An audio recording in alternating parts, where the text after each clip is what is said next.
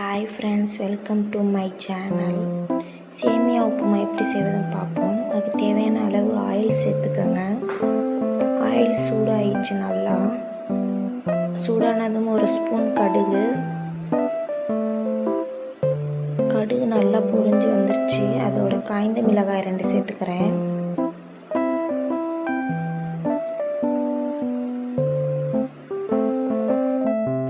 ஒரு கொத்து கருவேப்பிலை சேர்த்துக்கோங்க.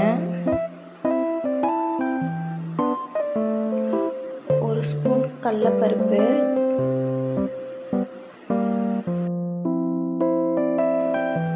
பெரிய வெங்காயம் நறுக்கி வச்சுருக்கேன், அது ஒன்று சேர்த்துக்கோங்க.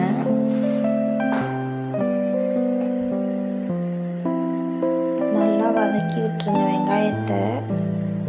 ரொம்பலாம் வதங்க தேவையில்லை சேமியாவுக்கு, ஏன்னா நம்ம தண்ணியில் வேக வச்சுறனால வெங்காயம் வெந்துடும். நல்லா ஓரளவுக்கு வெங்காயம் வெந்துருச்சு பாருங்கள்.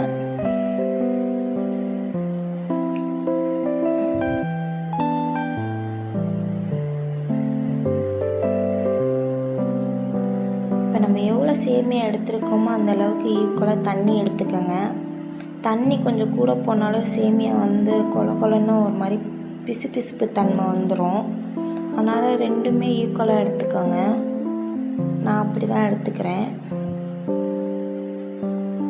அதோட கொஞ்சம் சால்ட்டு போட்டுக்கலாம்.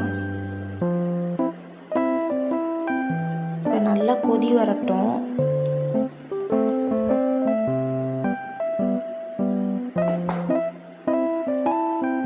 இப்போ பாருங்கள், நல்லா கொதிச்சு வந்துருச்சு. இப்போ நம்ம எடுத்து வச்சுருக்க சேமியாவை அதில் ஆட் பண்ணிக்கலாம். சேமியாவை கிண்டி விட்டுறாதீங்க. இந்த மாதிரி தண்ணி படுற மாதிரி நல்லா சுற்றி வர தள்ளி விட்டுக்கோங்க.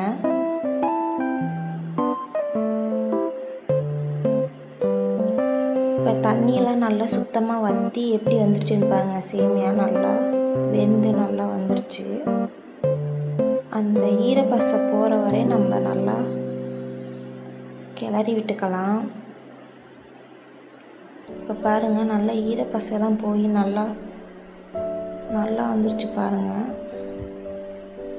உங்களுக்கு சூடாக பார்க்குறனால அப்படி இருக்குது. ஆறுநோட்டி நல்லா உதிரியாக வந்துடும். வேணால் நீங்கள் இந்த மாதிரி ஒரு வாட்டி ட்ரை பண்ணி பாருங்கள் ஃப்ரெண்ட்ஸ். ஓகே ஃப்ரெண்ட்ஸ், சேமியா ரெடி ஆயிடுச்சு.